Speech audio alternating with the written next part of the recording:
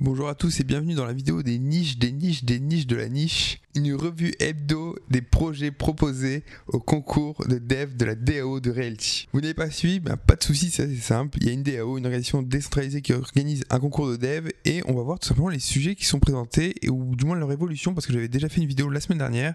Voilà, aujourd'hui il n'y aura pas de tuto tech ou autre aujourd'hui, il y aura juste une revue techno, une veille techno on va dire, voilà. Donc on se retrouve sur le forum de la DAO, démembrement ça n'a pas évolué, voilà pour le digesteur de loyer il y a eu quelques retours entre EHPST et Draz qui ont tous les deux des outils communautaires qui font déjà plus ou moins la même chose, et Michael qui dit que non, c'est le but initial de Realty, c'est de donner des données brutes et de laisser cours à son imagination. Voilà, et à la fin, SPK répond aux trois protagonistes en défendant son idée, son projet. Enfin, nouveau projet, l'atelier. Alors, c'était proposé par Pride, en plus c'est cool, il a fait des petites vidéos. Je mettrai le lien de la chaîne de Pride en bas dans la description, n'hésitez pas à aller faire un tour. Donc l'atelier, si je devais le résumer, ça serait un outil éducatif pour comprendre la DAO, son écosystème ou autre, et pour faciliter la prise en main par n'importe quel protagoniste qui voudrait y participer. Voilà, et le premier outil de l'atelier serait tout simplement le Playground. Donc l'atelier serait une plateforme dédiée à l'apprentissage, à la simulation, à l'expérimentation interactive de l'écosystème de la DAO. Et le Playground, tout simplement, serait un petit outil pour de simuler des interactions, de jouer, entre guillemets, un peu comme dans les Sims, pour voir ce qui se passerait. Donc voilà, très beau projet qui doit simuler tous les enjeux de la DAO, toutes les interactions, et après les rendre visuels pour que pour qu'un enfant de 6 ans puisse comprendre le mécanisme. Voilà, et Pride défend son idée en disant que le Playground aura le pouvoir de simuler des scénarios de proposal et ensuite être un support pédagogique. Donc voilà, je pense qu'il y a beaucoup de gens qui votent un peu sans comprendre. Là, ils pourront faire leur simulation et comprendre par eux-mêmes. Ensuite, il y a eu cette évolution sur le sujet d'Alexis, ou plutôt évolution des retours. Et ce projet, bien que très utile, a l'air très technique. Par exemple, il y a une limitation de gaz pour des fonctions de lecture, je ne savais même pas. Et ce qui est cool avec la DAO, vous n'avez pas besoin d'être un spécialiste ou quoi, vous avez juste besoin de suivre et vous nourrissez des compétences et des connaissances des autres. Donc n'hésitez pas à vous y intéresser. Et voilà, en tout cas, très beau sujet, très belle discussion à suivre. Ensuite, il y avait le sujet de Draz, mais il y a peu d'évolution depuis 7 jours. On va aller voir ensuite le portfolio diversification d'applications. Alors pour rappel, l'API communautaire du YAM, c'était une API qui était accessible pour tout le monde pour savoir toutes les transactions d'un utilisateur avec le YAM, c'est-à-dire ses sessions de Real Token ou autre. Et le but de Logan était de ne pas utiliser The Graph et de faire ça s'appelle un petit outil à part. Et au final, Michael dit que c'est redondant, mais on sent que The Graph, ok, ça a le monopole, mais malheureusement, dès qu'il est out, tout est out. Donc à voir comment ça évolue, et là on va passer à un nouveau sujet, le Realty Lottery. Alors qu'est-ce que c'est?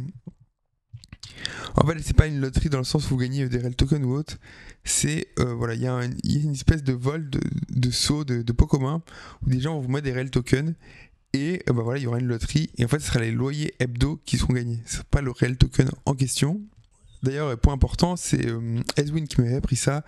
Il n'y a pas d'aléatoire tout simplement sur les smart contracts parce que c'est transparent, tout le monde peut les voir, donc tout le monde peut avoir des algos de hash. Et là, j'ai oublié l'utilisateur qui proposait ça, c'est Maxper, qui propose ça. Maxper, je ne sais pas trop comment ça se prononce, mais il propose d'utiliser un oracle externe de Witnet, donc quelque chose. C'est en dehors de la blockchain, on fait un call vers ça pour avoir un chiffre aléatoire, je suppose.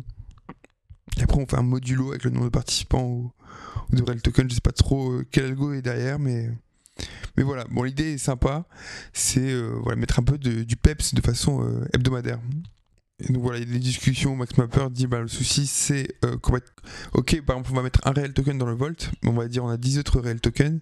Le problème c'est que Realty paye tous ses loyers sur la même adresse, donc il faudrait que Realty entre guillemets sépare les adresses, ou plutôt fasse une ségrégation entre ce qui est dans le Vault et ce qui est dans les wallets qui appartiennent à l'utilisateur.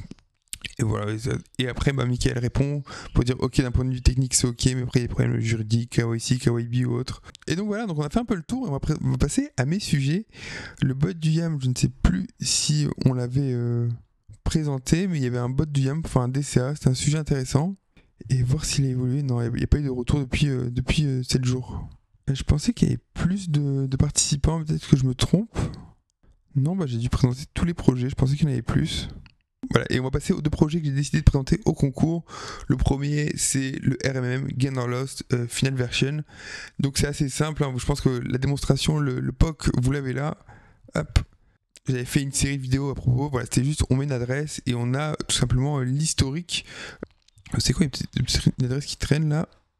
Donc voilà, on met une adresse et hop, il y a la dette, les intérêts qui apparaissent de façon journalière. Et à la fin, il y a un récap et les données journalières. Donc Cadras qui a dit ok pourquoi pas, mais j'ai pas besoin de tout ce détail. Il voulait plus que ça soit alors dans le détail, je parle au détail journalier. Pareil, j'ai oublié de le dire, mais dans la version finale, là actuellement dans le POC que j'ai fait, il n'y a que l'USDC pour la dette, mais bien sûr il y aura l'USDC pour l'emprunt, le Wrapped XDAI aussi en emprunt et en dette, et il y aura les versions V2 et V3. Et après il y aura ce système de plage. Moi je voulais faire quelque chose de modulable, et Dras voulait quelque chose de façon annuelle, donc pourquoi pas faire des options où au pire l'utilisateur choisit par exemple du 1er janvier 2024 au 31 décembre 2024. Et après le total des intérêts perçus ou reçus, voilà, c'est juste une somme. Je crois que moi je les affiche en brut, c'est vrai que j'ai... Bon, ils sont là, voilà, ça c'est les intérêts total, ça c'est le coût total de la dette, 15,77 USDC. Mais bon, c'est des petits recaps à faire, donc en fait il y aurait peut-être une version PDF light assez légère où un USDC, un Wrapped XDAI est égal à $1. On concatène toutes les données et après il y aurait quelque chose de beaucoup plus détaillé pour ceux qui le veulent. Et c'est ma réponse tout simplement. Pourquoi faire les détails? C'est par exemple, en fait, quand j'ai fait ça, je me suis aperçu par exemple qu'il y avait des wallets qui avaient fait des interactions avec le RMM, par exemple un emprunt en novembre, et actuellement on est en avril et ils n'avaient rien fait. Donc en fait, pour calculer la valeur au 31 décembre, il faut faire une régression linéaire. Donc pour ceux qui ne savent pas ce que c'est une régression linéaire, c'est en gros vous prenez 2 points, vous faites une droite et vous dites voilà, au prorata, le 31 décembre, c'est 2 mois après, donc c'est parfait. S'il a rien fait en novembre jusqu'à avril, ça fait 6 mois, donc à un tiers de la droite où je me situe et je suis là. Donc le problème de ça, c'est que en fait, c'était pas précis. Comme vous voyez là, par exemple, dans les intérêts journaliers, là, on voit que l'utilisateur, il n'a fait aucune interaction, sa dette augmente, mais vous voyez que les intérêts journaliers sont différents. Et par exemple, là, il y a un pic, c'est juste que le taux d'emprunt était assez élevé. De toute façon, vous les avez là, les taux. Enfin bref, ça c'était le premier projet, je m'attarde pas plus là-dessus parce que je pense que vous le connaissez assez. Et l'autre projet que j'ai proposé, qui est pour moi le meilleur, qui n'est pas une feature, mais le feature, et donc c'est une fonctionnalité sur le RM qui serait Rent to Repay. C'est-à-dire vous recevez vos loyers et hop, ça rembourse vos emprunts. Alors on va faire un petit schéma. Déjà il y a plusieurs rôles, il y a le payeur, donc c'est le wallet A. Alors je fais ça au pad, ça va être horrible. Il faut que A, il active une interaction pour dire ok, j'accepte d'être prélevé par quelqu'un d'autre, ou plutôt par un smart contract, vous verrez plus tard. Donc ça peut être lui-même, ça c'est dans le cas par on va dire mono wallet, il reçoit les loyers, la dette est au même endroit et hop, ça les rembourse. Mais il peut faire entre guillemets définir son royaume.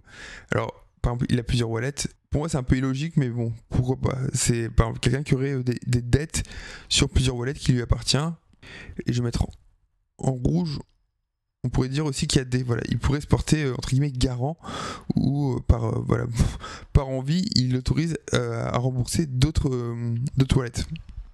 Alors je suis au pad et c'est juste horrible. Donc voilà, ça serait la configuration, ça serait une futures. Voilà, on se retrouve sur AAV et pas sur le RMM. Vous allez me dire pourquoi. En fait, c'est pas compliqué, c'est juste que AAV, ils ont un mode qui s'appelle eMode Disable. Voilà, là il est désactivé, on peut l'activer ou autre. Voilà, et ça active des fonctionnalités spéciales comme plus d'emprunt pour le Wrapped Stacked Ethereum, le SDAI ou autre. Et pareil, pour l'euro E, le stablecoin euro E, il y a quelque chose, mais bref, juste pour vous dire que la fonctionnalité, le fait de dire je suis wallet, j'active une fonction, c'est possible. Donc là il faudrait un peu la faire évoluer. Parce que, pourquoi je dis ça? Parce qu'en fait elle existe déjà dans le RMM et je me suis inspiré de ça pour savoir si c'était utile. Et donc à la base c'était juste un wallet qui disait ok, je voulais faire juste un booléen, mais il y a un peu plus à faire. Et donc déjà cette fonctionnalité de configuration, plutôt cette partie de configuration, ça serait l'adresse du débiteur avec une map. Donc voilà, une map c'est on va dire un tableau qui est dynamique. La clé, c'est-à-dire comment vous identifiez, on va dire qu'un tableau, vous avez plein d'éléments. Vous avez un tableau qui va de 1 à 150. Les indices c'est de 1 à 150 et vous arrivez à vous repérer dans le tableau. Une map, c'est par exemple c'est par exemple c'est 3 éléments, 4 éléments, 5 éléments, mais l'indice pour se repérer c'est un hash généralement, et là ça serait l'adresse A, l'adresse du repayeur. Donc la clé ça serait A, il y aurait en second élément adresse dep qui serait un tableau array, donc ça pourrait être que A, ça pourrait être B, C ou D par exemple, et un max amount, voilà. A autorise à être prélevé par exemple de 10 USDC de façon qu'on appelle hebdomadaire pour rembourser sa dette ou la dette de quelqu'un d'autre. Mais vu que c'est voilà. Donc maintenant on dézoome. Je pense que vous avez compris le principe. Dans le même temps, on va dire que A a 20 USD de dette, B a 3 USD et C voilà, il est défini, mais il a 0, je dirais, il est vide, il n'y a pas de dette pour lui. Voilà, ce que vous avez en rouge c'est le wallet de A, et on va dire de façon hebdo, et ben il reçoit des loyers, on va dire, je sais pas moi, 50 USDC, ok. Mais A a autorisé la fonctionnalité Rent to Repay à être exécutée. Voilà, ça serait, alors Rent to Repair, ça serait un smart contract à part, mais qui ne peut pas s'appeler. En fait, un contrat ne peut pas s'appeler. Un smart contract sur la blockchain ne peut pas s'auto-appeler. Donc il y aurait un nouveau rôle. Ça serait, j'appelle ça les runners. Ça pourrait être un autre nom ou autre, mais c'est le même principe que les liquidateurs. Un humain pourrait le faire, il y aurait des fonctionnalités bien sûr dans l'interface, mais on va pas se mentir, je pense que ce sera des bots qui font ça tout simplement, parce que voilà, l'humain n'a pas que ça à faire, et bien sûr voilà, tout travail amène un salaire, et je vais vous expliquer comment ça fonctionne. En bleu, vous avez Rent to Repay. Pareil, c'est un smart contract, il est compilé sur la blockchain, il est immuable, vous pouvez pas le toucher. Je ne peux pas rentrer dans les détails, mais il y aurait plusieurs rôles. Pareil, ça serait un système de proxy, donc il y aurait le rôle admin, par exemple sécurité grave ou autre, des opérateurs, par exemple pour changer le taux rémunérateur, on verra ça après, ou la DAO, par exemple pour changer les adresses de la DAO, enfin vous allez voir. Parce que aussi, la particularité de ce projet, c'est que ça va améliorer l'expérience utilisateur du RMM, mais ça va aussi générer des revenus pour la DAO. Donc on est lundi, le wallet A a reçu ses 50 USDC de loyer, et par exemple le lundi, je sais pas, à minuit, il y a un bot qui s'exécute, ou un être humain, voilà, c'est un petit être humain qui décide d'exécuter le smart contract. Ouais, je mets un X pour executable. Faut bien comprendre que c'est un binaire, et une fois qu'il est défini, c'est comme un labyrinthe, vous pouvez pas le modifier, enfin si les règles de sécurité sont bien respectées ou autre, mais il va juste activer une fonction, on va dire par exemple, donc l'input ça serait par exemple A, en 1 il va dire ok, est-ce que A a défini règle? Alors je suppose que oui, donc on continue. Donc il va voir le montant maximum. Pareil, il va gérer les montants hebdo. Et donc on va voir qu'il peut prélever 10 USDC. Donc il va tout simplement prélever ce système. Alors système de prélèvement, en fait, ça existe déjà. Hein. Par exemple, si vous utilisez le YAM, vous faites une offre. De ce que je veux dire, c'est pas les offres de vente, c'est les offres d'achat. Quand vous faites une offre d'achat, par exemple, je suis prêt à acheter cette maison, par exemple, ce que je dis là, c'est pour les purchases, c'est les offres d'achat. Donc, par exemple, disons, je fais une offre sur le YAM, j'achète tous ces réels tokens à moins 5%, on va dire 48 $, je sais pas, n'importe quoi. En fait, il faut que vous ayez ces 40 USDC sur votre wallet. Et quand la personne B va dire ok, je vends pour cette personne, en fait, il y a un prélèvement à distance qui va se faire. C'est exactement le même principe. Donc, les 10 USDC vont être rapatriés dans le smart contract, ok. Hop, il va aller là, au niveau du wallet, plutôt, en fait, c'est les tokens de dette et du RMM, et il va rembourser la dette, ok. Ce qui va se passer, c'est que A, sa dette de 20, elle va passer par exemple à 11 $. Pendant ce temps-là, A n'est pas du tout connecté, il n'a jamais interagi avec le RMM. Donc sa dette est diminuée, il est prélevé, d'ailleurs j'ai oublié de dire, de 50, il passe à 40. Là vous allez me dire, ok attendez, il a été prélevé de 10, mais sa dette a été remboursée de 9, il manque $1. Bah oui c'est normal, c'est les fees. Donc pareil, je prends $1 pour imager et pour vous faire comprendre le principe. Bien sûr que c'est très important, hein, c'est 10% de frais pour rien faire, c'est énorme. Mais en fait c'est $1, il serait séparé en deux. Il y aurait par exemple une partie qui irait à l'exécutant, au runner, et une autre partie qui irait directement à la DAO. Donc ça permettrait en fait de générer des revenus à la DAO, et bien sûr on pourrait imaginer quelque chose comme si le wallet A des règles, et ben cette fonctionnalité serait gratuite. La DAO dit ok, je n'utilise pas ces frais, et en fait il n'y aurait que le bot qui serait, et il n'y aurait que le runner qui serait rémunéré. Donc voilà, c'est un petit schéma rapide pour vous imager, et j'ai oublié de dire oui, la liste de tableaux, je pense qu'à la base il faut faire quelque chose de très simple. Alors, on va dire s'il y a encore de la dette, je rembourse. Là j'avais mis 20, on va dire que par exemple A n'avait que $50 de dette et il y avait $10 de remboursement. le smart contract aurait dit ok, je vais rembourser A en premier, système de FIFO, premier entrée, premier sortie, enfin dans le tableau qui est renseigné par l'utilisateur. Donc, c'est 5 donc 10 moins 5, ça fait 5, il reste 5. Après, il passe au suivant, le wallet B, il voit qu'il y a 3 dollars. Ok, ben 5 moins 3, ça fait. Je peux rembourser, je rembourse, il reste 2 dollars.